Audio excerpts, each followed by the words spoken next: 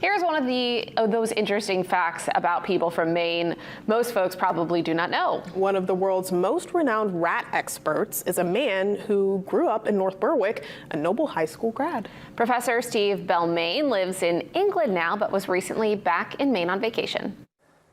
The world needs some rats, you believe? We do, yes. We couldn't live without them. Strange words, perhaps, from a man whose life work deals largely with eradicating rats.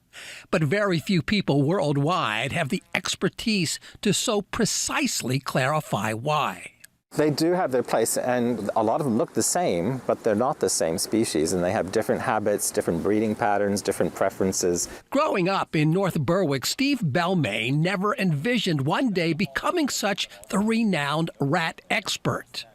After graduating from the University of Vermont, he moved to England, eventually joining the National Resources Council. A chance assignment to a rat-infested region of Mozambique opened his eyes.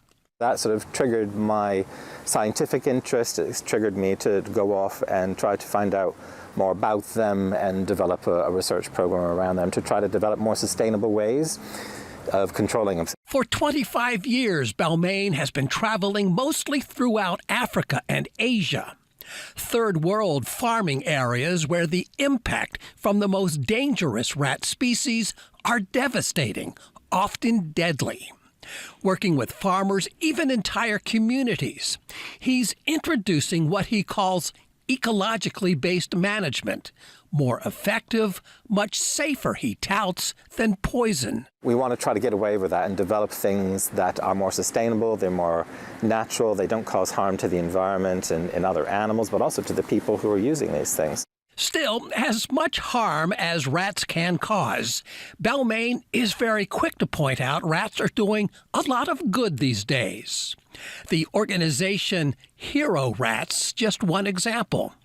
Donning their backpacks, these trained hero rats are using their nose to sniff out everything from landmines, people trapped in fallen building debris, to the human disease tuberculosis.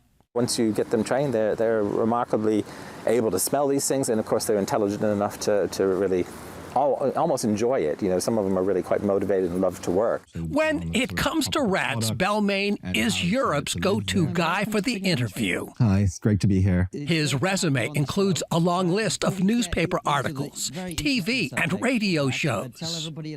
And yes, he says, the world does need some rats. But in all too many parts of the world, they have to go. And I hope that is one thing that I can raise the awareness of the problems that people have in the developing world with rats, but also coming up with better solutions.